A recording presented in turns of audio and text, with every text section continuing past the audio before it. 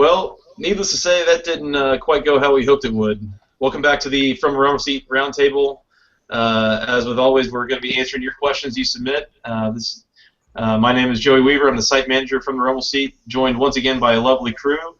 First of all, site co-manager Ben Tankersley. Ben, you gotten over that loss yet? I'm working on it. Thankfully, I was at least able to listen to Brandon Godden and Sean Bedford announce the game instead of what I hear was absolutely awful commentating on the TV. Yeah, I'll be truthful. I've been listening to Sean and Brandon the last few weeks, and then I just kind of decided to watch the Duke game live, and that comes with the TV commentary, and that was a regrettable decision, we'll say. You are definitely onto something with that. As with last week, we got Cade Lawson. Cade, you holding up? Still holding up, but not quite as well as I was after that Notre Dame game. You know, Notre Dame hurt, but losing to Duke hurts even more. Yeah, that is the truth. Duke is not a fun one to lose to. And finally, we're joined by Tyler Duke once again. And Tyler, you recovered at all, or still feeling it and it affecting you through your week? Yeah, I'm hanging in there okay. It's just kind of a brutal one to watch. That's the truth. It certainly was a brutal one. It was a tough game up in Durham. I think that there was a lot less excitement around it than Tech fans were hoping there would be. You know, not as much of a return to normalcy for the offense, so much as a continuation as what we saw in South Bend. I want to start recapping the game and get everyone's big takeaways from what happened. We'll start with Ben. Ben, as you watched that game and you listened to, I guess you said you didn't watch it, but you listened to Brandon and Sean. You know, what was your biggest takeaway from this game? You know, as we look at what happened there, as well as what's going on moving forward. Well, our blocking still sucks, and really, until that blocking gets to where it needs to be, we're going to see a lot of what we've been seeing the last couple weeks, and that's plays getting blown up in the backfield. Justin Thomas trying to do everything because he doesn't trust anybody else around him. I mean, until he develops that chemistry, we get at least a little bit better blocking. It's not going to get any better. Blocking is definitely a major issue. Tyler, would you agree with that? Anything else that you saw, really? Yeah, I really think that's the main thing, and I think the other notable is just how the receivers have not been able to get any separation at all. And I think that's a lot bigger deal than a lot of people are thinking. Whereas last year you have two guys who got drafted into the NFL at receiver that kind of bailed out Justin Thomas a lot of times, and this year he hasn't been able to do that because guys just aren't open. Yeah, Justin Thomas definitely in need right now of a wide receiver to bail him out. Kate, as you look at the game, and this could be offense, it could also be special teams or defense. You know, what was your biggest takeaway from this game? My biggest takeaway probably kind of applies to everything. It was honestly just a lack of energy. You can't really be bored while you're watching football, but that's as close to bored as I've ever been, just from the whole atmosphere combined with the level of effort. You know, Duke's not the worst team on the schedule. They're not, like, devoid of talent by any means. You might have heard Jeremy Cash's name, you know, one or two times if you watched the television broadcast. But, yeah, David Cutcliffe's a great coach, even though he was a jerk and that's just a pretty bad loss, and just got to move on from it. Yeah, I'd say I heard Jeremy Cash's name probably once or twice a minute while watching that game. It was really a sight to, you know, something to behold with how often they were talking about him. My biggest takeaway from the game, first of all, I was impressed with how the defense played. They came out kind of sleepwalking. Duke was moving the ball at will on their first 3 drives, and after that, the defense had one bad play and otherwise pretty much shut the entire offense down. So really proud of what they did there. The other thing was I was extremely disappointed with the play of the special teams. You know, I agree with a lot of what you guys have said so far about the offense, but it is mind-blowing to me that this is 2 straight games that the special teams have had a significant, if not catastrophic, negative impact on. I mean, it's something that you would hope is not going to be a problem. Duke, obviously, with a 100-yard kickoff return for a touchdown, as well as a punt return that effectively created a touchdown. You know, when Duke is scoring a 1-yard touchdown drive, it's that's not on the fault of the defense. That's on the special teams, and that ended up being the difference in the game. You look at that 14-point swing, and the punt return touchdown obviously came after those first 3 drives, and I don't know what happens if they end up fair catching it or something. I mean, that's completely on the other side of the field, but at the end of the day, it's that can't be happening from the special teams, and you don't want to be losing games that way. But like you guys were saying, the blocking has been rough. I think that goes both for the offensive line and for the A-backs and wide receivers. Tyler, you talk about getting separation, and Justin Thomas needs someone to bail him out. Part of the reason he needs to be bailed out is that he can barely get to the top of a drop right now before he's breaking off and trying to extend the play with his legs. I felt like it was necessary to evaluate the wide receivers in terms of Ricky June in the passing game and then everything else that happened, because I felt like that was a major difference. Ricky June stepping up was a nice sign to see. He had 4 catches for almost 100 yards. That's a pass catching threat. If the light comes on there, I think he has potential to be a big playmaker for this team, and they badly needed that position right now. But as Coach Johnson kept saying last week about the Notre Dame game, and I think you got to say it again about the Duke game this week, he's got to flush it and move on. This is a rough game. It's one that you hate to dwell on. The offense is all out of sorts. The defense not being able to I guess win the game, which is as frustrating as it might be with how well it felt like they played. The special teams a disaster. Unless you guys have anything else you really want to hit on, I'm perfectly fine with just going ahead and moving on, and let's move on to next week. Works for me. Sounds good. All right, good deal. Well, let's get into some of these questions. So as I said before, we take your all's questions every week in the questions thread on the website. We also take them via Facebook, via Twitter, at FTRS blog, or via email from therumble@gmail.com. We take all of your questions, we pick a few of them, and we'll answer them here on this roundtable. The rest of them we might try to get to back in the questions thread, and if not, keep asking them, and we'll catch up with them at some point in the future. Our first question this week, though, comes from user Joel Hernandez, and his question is, what's the offensive play that you guys have the most faith in actually working out? So, again, looking at the Duke game, there was very little that was actually working. The fullback dive didn't work. The fullback dive didn't work. The fullback dive still didn't work. Running to the outside didn't really work. Passing the ball, Justin Thomas was something like 6 for 21. I think Coach Johnson said he was sacked 7 times.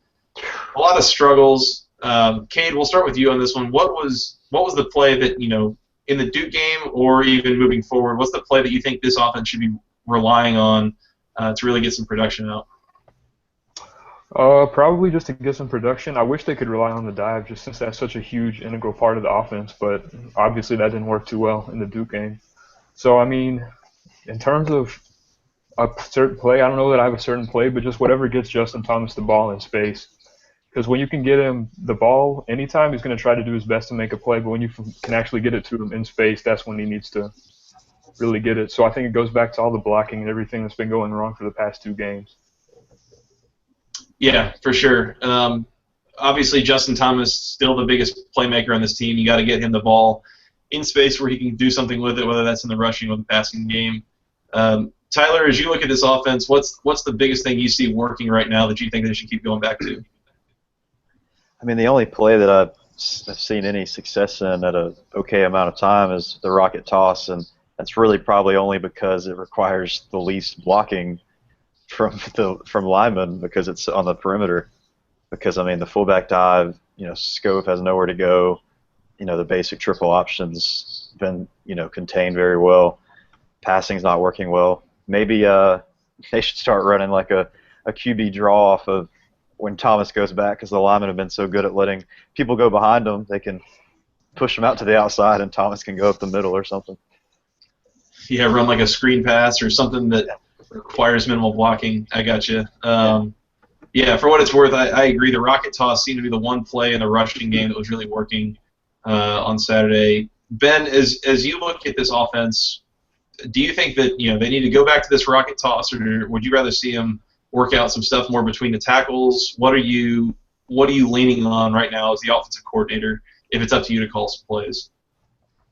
Well, the rocket toss is probably the play that's been working the best, but I would like to see us get back exactly like Paul Johnson said probably about a year and a half ago, getting back to the basics, getting back to the triple option.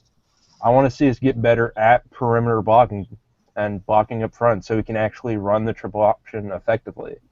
Like, people confuse our offense a lot of the time and call it the triple option, and yeah, that's a main play, and I would like to see us run it a little bit more. I mean, I'm not saying run it 1,000 times a game, but run it enough to make it effective.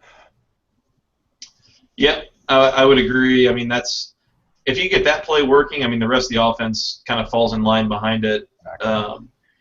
The thing that I thought was interesting that Coach Johnson mentioned was there was a couple of short yardage situations in the game on Saturday where they ran that fullback dive that I think a lot of people on Twitter and in the comments were getting pretty frustrated with. But the thing that he pointed out is that they were running it to the left side of the line, which is redshirt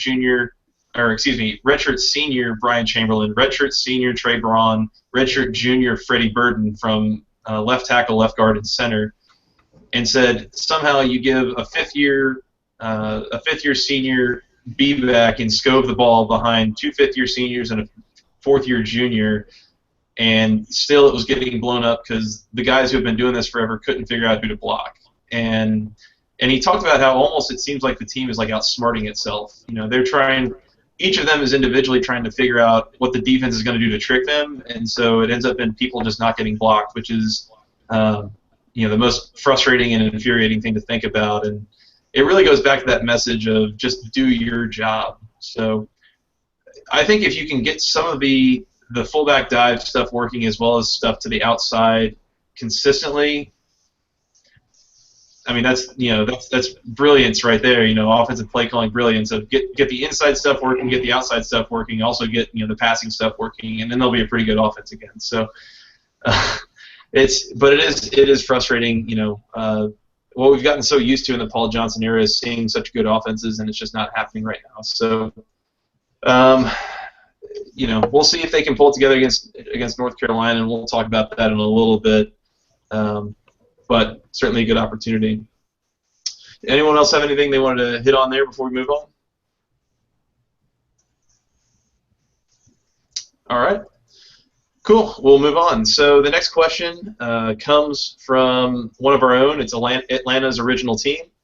And the question is, a couple of times in past seasons, CPJ has said things such as, these guys think they can just roll their helmets out on the field and win. Basically calling into question the effort of the players, thinking they don't have to really put in a whole lot of time and effort. And the question is that something that is happening again this year? So basically the question is the team struggling because of an effort issue or because of a coaching issue or something else entirely? We'll start with Ben on this one. Ben, what's your take? Is this an effort problem? Is this something else going on? Honestly, I have no clue what the heck is even going on. We have 4 returning starters on the offensive line. It was one of the best in the country last year, and they can't block anybody. I mean, I think you were right earlier when you said that they were outsmarting themselves, trying to figure out, okay, how are they going to try and out-scheme us? What are they going to do differently? When really, they just need to get back to the basic offense. Do your assignment. I mean, I hate to say it, but Notre Dame might have gotten in their heads having one of their coaches sit down and take time to specifically scheme against our offense, and then just kind of had their pride shoved down their throats in that game, and they just kind of lost it against Duke. I mean, I hate to say it, but that's kind of what it looked like. Yeah. Yeah, that's the thing I keep going back to, and people have kind of said is that they let Notre Dame beat them twice, and I kind of have to wonder if that's the case or not. Tyler, when you look at this and kind of see what's been going on, is this an effort issue to you or something else entirely? I don't see it as an effort issue. Maybe, I mean, you could say that they've come out flat maybe against Duke in the first quarter, but at the end of it's not an effort thing because, I mean, you see some of the guys, especially on offense. I mean, Justin Thomas is just so frustrated. It's not like he's going out there, not caring and not putting in 100%. So I don't think that's the thing. And when you're getting beat around like that, I don't think your effort's going to stay low. So I think it's more, do I wish it was effort maybe because it could be fixed quickly? Yeah. But I think it's a lot more serious than that in some ways. Yeah, for sure. Cade, do you tend to agree with these guys, and not so much an effort thing, or is that something that you're particularly concerned about? Yeah, I do agree. I think it's more maybe of an experience thing than an effort thing, really. With Paul Johnson and with what am I trying to say? The experience, the leadership core of this team, I really don't think that's an issue at all. There's a lot of great leaders on this team, whether they be the silent Justin Thomas type or the more vocal type, like we've seen in the past. I just don't think that's a problem. And there's just no possible way that you can go into an atmosphere like Notre Dame and expect to win or not have effort or something like that. That just doesn't, it just doesn't make sense for that to be the issue. So I think it's probably more of an experience thing and guys just trying to figure out what to do, how to get their job done right. Yeah, definitely agree. Coach Johnson always talks about how, and this goes back to last year and even before that, is that these players don't quit. You see them kind of down late in the game, and even against Duke, it's a 2-touchdown game and such, and you're still seeing them, playing their hearts out. They're not lollygagging around. They're trying. So I agree with you guys. I don't think this is an effort issue. I think it might be a bit of a focus or a mentality issue, which is a little different, I think. And the other thing is I would say I think that I've seen a couple of instances where it looks like it might be a bit of an effort issue, but I think that's more of an individual case when it comes to blocking and things like that. And we'll talk a little bit about that here in just a second. But yeah, the intensity was definitely lacking at the beginning of the game, like you guys said, and you'd hope that wouldn't be a problem. Notre Dame and Duke, to be fair, are just like completely opposite college football atmospheres. Notre Dame is legendary as it gets, and Duke is almost quite literally a high school type atmosphere. They just now removed the track from around the football field. And that's not even a joke, like they literally did. So, I guess I can kind of see coming out flat in that circumstance, but the defense, throughout the game was playing its tails off, got a couple of turnovers, really getting after them. So I don't think it's an effort issue either. If anything, maybe a focus issue. But it is bizarre, and it's really tough to kind of diagnose what's going on right now. I can't really make head or tails of it. Did you guys have anything else you wanted to add on that subject? Nope. All right. So we'll move on to the next question. I think this is kind of on a related note. This came from user Intrect, and this was directed at a specific individual, but I don't really want to make it about any one individual. We'll kind of make it about the whole position group. But the question basically is, should A-backs get more carries because they're great with the ball, or should they be benched until they decide to block with someone? Until they decide to block someone. I think this is a really interesting question. I want to start with Cade on this, but I think this could be a pretty interesting discussion-worthy question. So, Cade, what's your take? Do you think it's more important what they do with the ball or what they do without the ball? To me, it's absolutely more important what they do without the ball in their hands. We've seen in the past some of the least, or not the least athletic guys, but some of the less athletic guys than we have now making big plays, succeeding in this offense because of how everyone else on the team executed their job without the ball in their hands.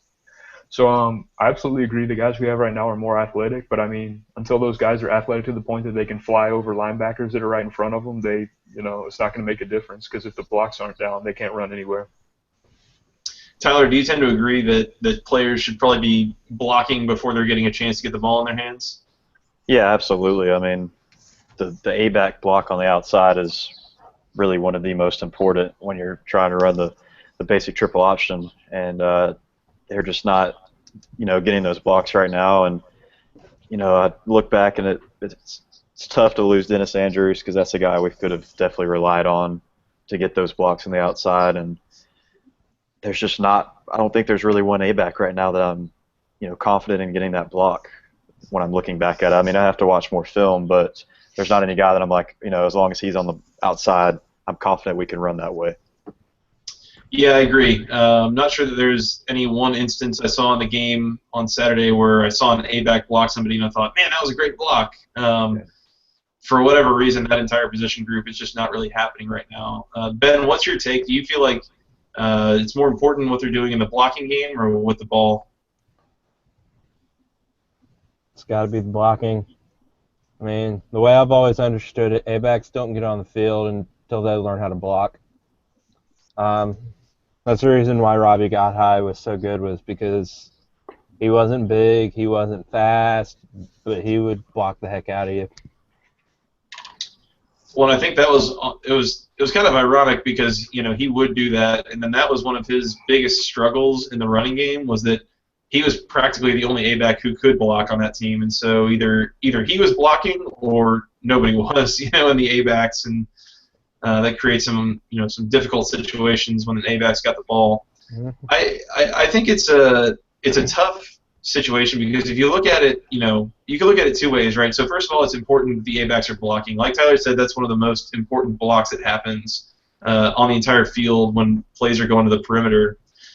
But I think the other thing is that there are some guys who it's like you can't keep them off the field because they're that good of a ball carrier and they're that dynamic. But at the same time, if you're only putting them in for the sake of carrying the ball and you never really intend of using them to block, it kind of keys the defense into what's going on. And so I think that's where you get some guys where you take the good and the bad. There's one guy that is a little more experienced with the offense that's still around.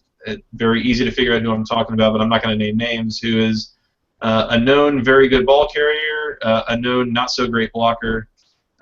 Saw one particular instance on Saturday that was just, really, really disappointing case of not blocking somebody, and that did look to be an effort issue to me.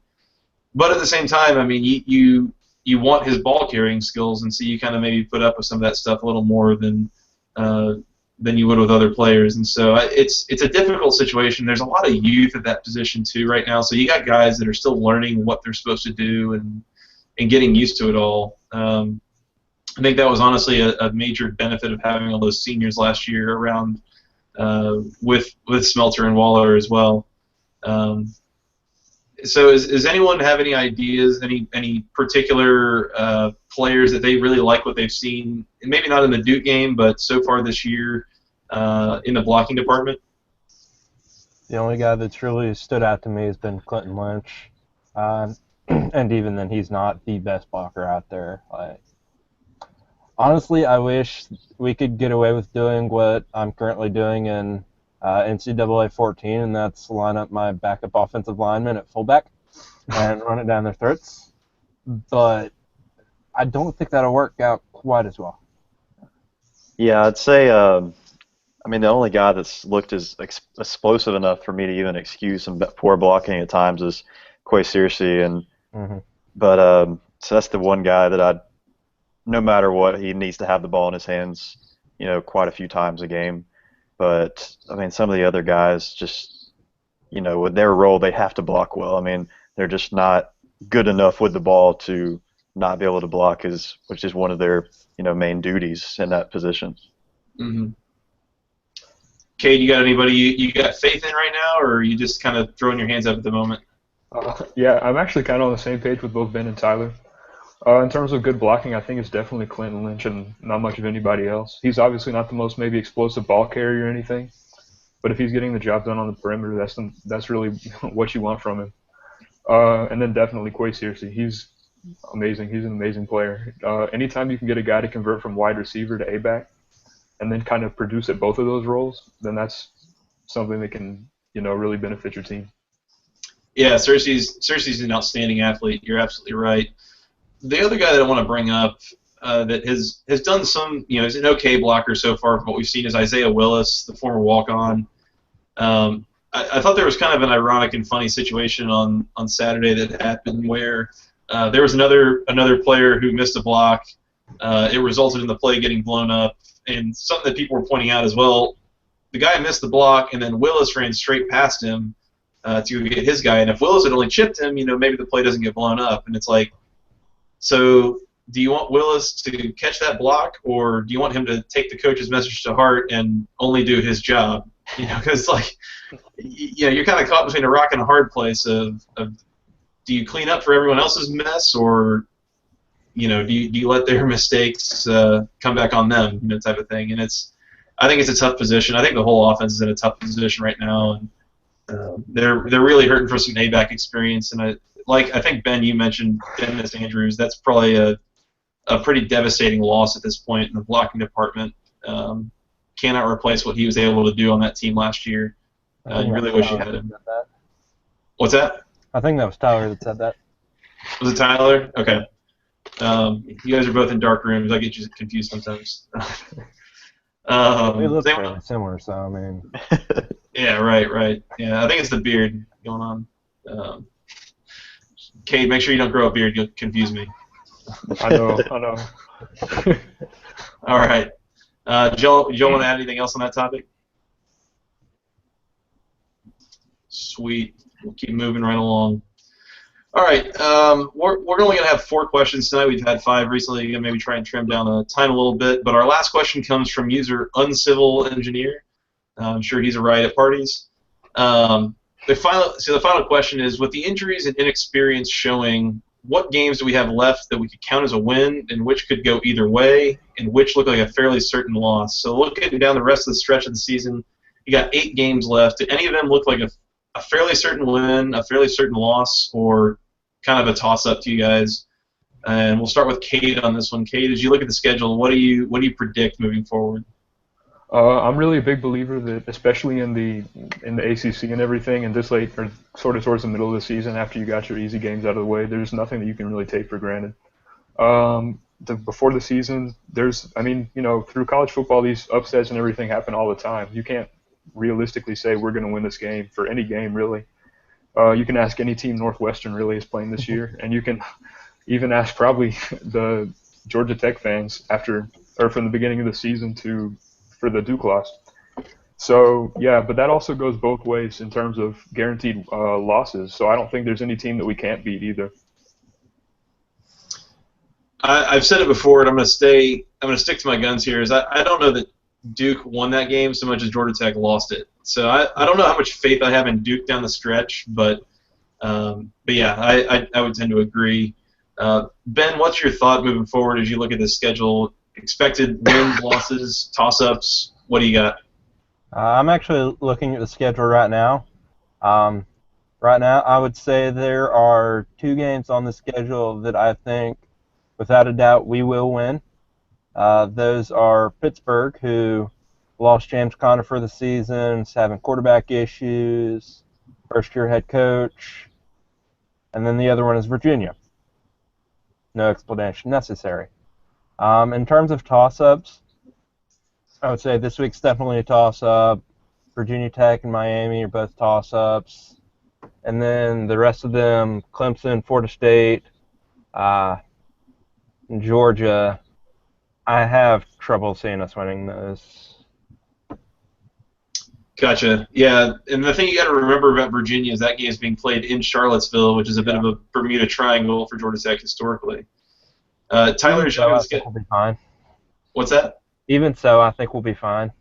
Yeah. I think Virginia's just such a dumpster fire right now. Though knowing Tech's luck, we'll get beat like 15-0 or something. You're gonna have a hard time getting me to argue with any of that. Tyler, as you look at the schedule, what do you expect moving forward? Yeah, in a lot of ways, I was kind of looking at how Ben is, but I'd say the only one that I could say 100% sure Tech will come out with a win is probably at home against Pittsburgh. We've seen a few glimpses of good things from Virginia where they played with Notre Dame. The first half against UCLA they played pretty well. So but still that should be a game that they win. Now with the 3 other, the Florida State, Clemson, Georgia, with the way that Tech is playing right now, obviously I have no faith in wins there. But if there's some improvements like we saw last year, that'll change as the season goes. But I'd say the one right now that looks pretty bad is probably at Clemson, just with how that defense is somehow kind of reloaded with all the guys they lost, and Deshaun Watson's playing pretty really well. So unless Tech comes out and just kills North Carolina, looks like a different team, I'm not going to be feeling great going into Clemson. Yeah, that's a game to keep an eye on this weekend is Clemson Notre Dame. I think you learn a lot about Clemson from that game. They had they're still struggling to find a playmaker not named Watson. Basically, they struggled against Louisville on the road on a Thursday night. To be fair, so it's a tough place to play. But yeah, I still struggle seeing a win in that game. North Carolina on Saturday, I'm going to call it a toss-up. I think it's a very winnable game. I think it's a very losable game, and that's kind of how I look at most of the rest of the schedule. If this team doesn't start playing better, the Georgia game is going to be a loss. The game that intrigues me a lot is if this team can kind of turn it around decently, the Florida State game looks very winnable. You're talking about a home game. It's going to be sold out. It's a homecoming game, whiteout. If the team can get back on the rails, that might be like a nighttime game and one of those legendary environments at Bobby Dodd Stadium, a la Clemson 2011 or Virginia Tech 2009. So that's a game that I look at as a possible win, but as we stand right now, it's a toss-up at best. You're right, Pittsburgh is not all that scary right now. They've caught the injury bug like a lot of teams around the country have. The Virginia game, you'd like to think is just, pencil it in as a win, but again, Charlottesville and the team has done some nice things. I posted a comment in the thread the other day basically saying I think that every single game from here on out is still winnable for this team. I'm also really thinking that every game from here on out is losable. So I'm almost willing to call it a toss-up for every game on the schedule remaining. And really, that's only going to change with a good performance this weekend against UNC. If it's going to happen, it's going to happen this weekend. And let's move on and start talking about this weekend's game. The Tar Heels come in. They had a rough loss to start the year against a bad South Carolina team. They won consecutive games since then against some relatively weaker competition.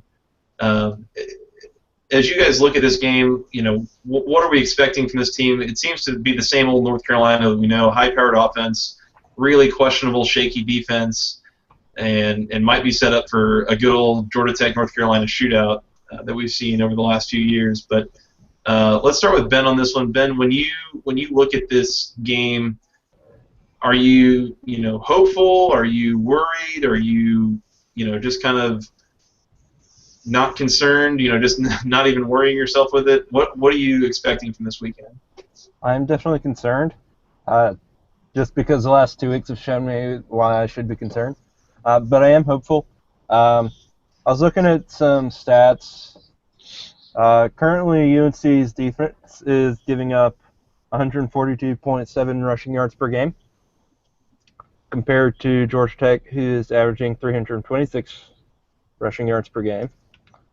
But something that actually skews UNC's rushing defense a little bit was their kind of pathetic performance against Delaware last week. They gave up 279 rushing yards. I don't know if that was UNC looking ahead or them really being shown for what they are, but if it's them looking ahead, it might not end well for us, because Will Muschamp is a good defensive coordinator. I'm sure he's going to have some game plan. He's going to be ready for this game, and Paul Johnson will need to be able to counter it.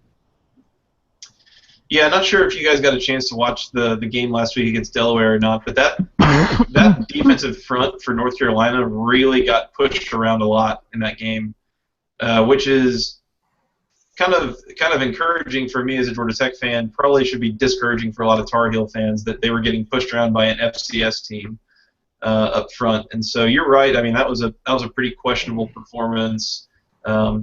Tyler, as you look at this game, are you hopeful that Georgia Tech can get things back on the rails?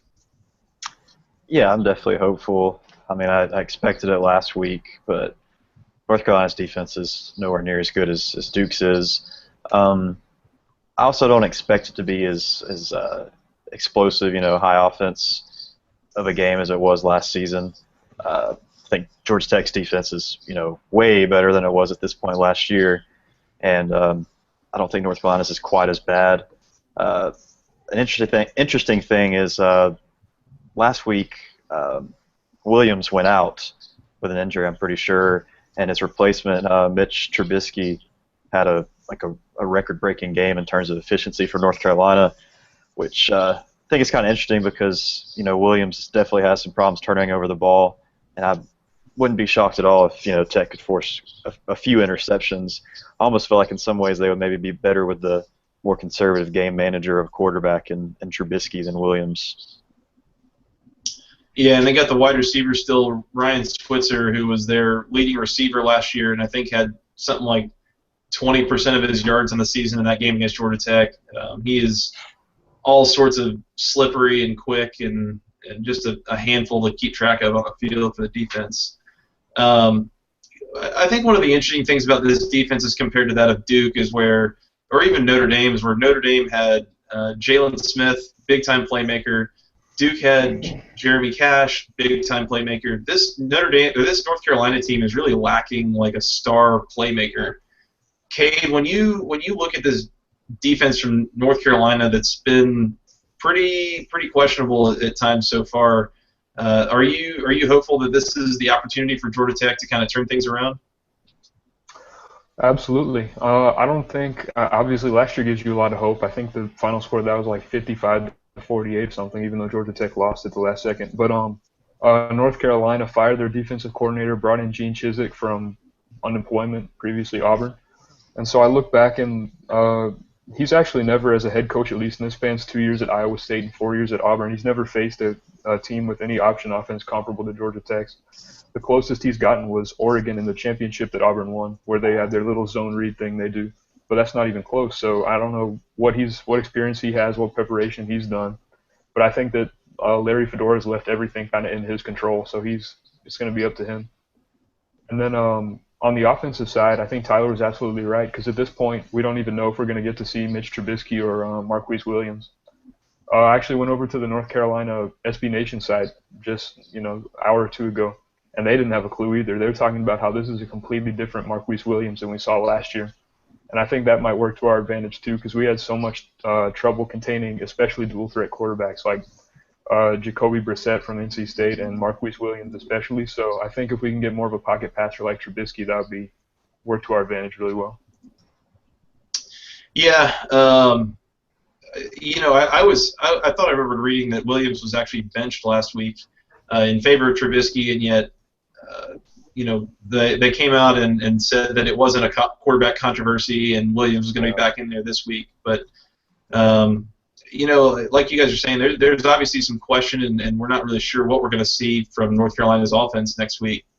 One of the things I think is interesting, and this is kind of what was being brought up a little bit, was how they performed against Delaware on defense. Their rushing defense in particular, in 4 games against South Carolina, North Carolina A&T, Illinois, and Delaware, has given up 254 yards on 47 attempts, 155 yards on 41 attempts, 227 yards on 45 attempts, 279 yards on 49 attempts. So in each of those games, they've given up at least 5 yards per carry. On the season, in 3 of those 4 games, they've given at least 5 yards per carry. The exception being North Carolina A&T. The other, on the season, they're giving up over 5 yards per carry as a defense. 3 of those 4 teams, like I said, has rushed for over 200 yards. I'll be damned if Georgia Tech can't run for 200 yards in this game. North Carolina's defense has not really gotten any better, it doesn't seem. Obviously, Gene Chizik is not some sort of miracle worker. I don't think that comes as a surprise to anybody either. So if Georgia Tech is going to get it back on the rails, this is a prime opportunity for them to do so. And I think it sets up nicely, as much as they need to score some points, they may not need to score as many as they would traditionally have to against the UNC, because their offense is maybe, in a little bit of turmoil right now between the quarterbacks, but more importantly, Georgia Tech's defense is playing well and is in position to defend them and kind of keep them off the scoreboard a little bit. Then you've always got the wild card of, will the special teams continue to be a major liability, or can they kind of pull it together and keep the game together? So, who knows what we'll see. I want to go ahead and go around and have some predictions made for what we'll see. Final score in kind of maybe the overarching story of the game as you predict it. Tyler, we'll start with you. Please don't predict Georgia Tech to win 49-17. It didn't work out for Kiefer so well last week. But we'll start with you and see what you got here. Yeah, I'm going to go Georgia Tech 31, North Carolina 20. So definitely more low scoring than last year. But I think Tech's defense is in a pretty good place right now. And no matter who starts quarterback for North Carolina, I think they'll contain them pretty well. And the offense will get back into a little bit of a stride. I still don't think they'll be what we want to see quite yet, but at least a little bit of an improvement from what we've seen the last 2 weeks. Yeah, for sure. Definitely needs to happen. Ben, what's your prediction for the game, and how do you kind of see it going on the large scale? First of all, I do want to say I messed up earlier when I said that Will Muschamp was the defensive coordinator for North Carolina. Thank y'all for saying that it was Gene Chizik. That makes me feel much better about this game. I currently have a score prediction of Georgia Tech 35, UNC 31. Both teams are still going to score their points. It won't be quite as many as last year, just because offenses are both struggling a little bit more. Defenses are both at least a little bit better. But like you were saying earlier, UNC doesn't have that playmaker on defense like Notre Dame and Duke both did. So I'll say 35-31. Cade, we getting back on the rails this weekend? I sure hope so, but I'm terrified to make any kind of prediction about this game. I think the last three games that I've been unreasonably excited for, unreasonable expectations for, were last year Florida State, this year Notre Dame, and this year Duke. And those three games obviously didn't end too well, so I'm going to probably try to stay a little more conservative and go something like, God, I don't even want to pick Georgia Tech to win just because I feel like they'll lose if I do, but I'm going to say 25-20 Georgia Tech. Scary, right? Terrifying. I think it's that whole Atlanta sports fan mentality. Like, you're so used to getting let down, and it's funny. There was another question that was on the mailbag this week that we didn't really get to, but it was basically the question being, why does it hurt so bad? And it's the thing that I always go back to is if you ever saw The Dark Knight Rises, one of my favorite movie quotes I've ever heard, because it's so applicable to life as an Atlanta sports fan, is Bane is talking about this prison that Batman is in where the roof is totally open, but nobody can climb up all the way and get out. And he basically talks about how there can be no true despair without hope. And if that isn't the most crushing part, that there's hope, I don't know what it is. But as I look at this game, I look at a weak North Carolina run defense. Like was being said, there is no one playmaker there. I would hope that's kind of the formula to get Georgia Tech's offense back in gear. Maybe multiple weeks of kind of preaching that message of just do your job and play it the right way. Coming back home probably helps. I think Georgia Tech wins this one, gets back on the rails, kind of eases some concerns. I've got Georgia Tech winning 38-31. I think North Carolina's offense is still going to put up their points and be a handful, but I like the defense to keep it a little lower scoring than it has been in recent years. So I'm going with 38-31. We'll see. That's obviously the third straight week that I picked Georgia Tech to win. If Georgia Tech loses again, we might have to go back to doing this in email format just for karma purposes or mojo or whatever you want to call it. So we'll have to see what on next week, because I've been on these last 2 weeks and we keep losing. So yeah, we just need to kick Ben off. That's the solution. I mean, hey, it's one of us. Yeah, it's I guess yeah. You and I are the only ones that have been on all three of these. So if they lose again and then you come on and we kick you off, maybe you get to host the following week if the losing continues. So we'll see what happens. Anyways, final thoughts before we move on to the game, Tyler. Final thoughts. Just again just need to see some type of blocking from Georgia Tech offensive line this week, and I'll start to feel better, because when people have been asking me what's going on, that's just the thing I point to right away. I mean, you see it, passing or rushing. It's just as bad passing, if not worse. I mean, he's got no time to to throw the ball back there. So that's really what I want to see. Even if it's a 3-point win, but the offensive line looks good, I'll be extremely happy. Cade, what's the biggest thing you're looking for this weekend? Gosh, I'm so scared to say anything. It's bad. But I just trust. I have a lot of trust in Paul Johnson. I think that he's proven in the past that he can get us back on track, even after a couple of losses. So I'm just looking for maybe some tweaks that he makes to his play calling after because I mean, didn't he say some quote like he called the same play 4 or 5 times in a row just to get it right? Am I right on that? Yeah. So hopefully we don't have to resort to that again, even though I'm not so sure we should have resorted to it in the first place. But yeah, I want to see what he does differently. Gotta love Coach Johnson. Ben, what's your final thoughts going to this game? The hell with North Carolina. Absolutely, absolutely. If I have it my way, I think the biggest thing one of the fun things that might be fun to see is a few big plays on offense. It's another thing that Coach Johnson was mentioning was it's really hard to win a game when it's just literally just 3 and 4 yards of play every play. It makes it easier when you're hitting some big plays, kind of the outside and things like this. That's what I'm looking for. Anyways, this has been another edition of the From Rumble Seat Roundtable. Hopefully not the last, and hopefully Georgia Tech pulls off the win this weekend, but we will reevaluate as necessary. Appreciate Ben, Cade, and Tyler joining us once again this week. As always, continue submitting your questions at FTRS blog on Twitter, on our Facebook page, as well as via email to fromtherumbleseat@gmail.com. Everybody enjoy the game. Go Jackets. Let's bring home a win from the home stadium, finally. And go Jackets, and we'll talk to you next time. Y'all take it easy.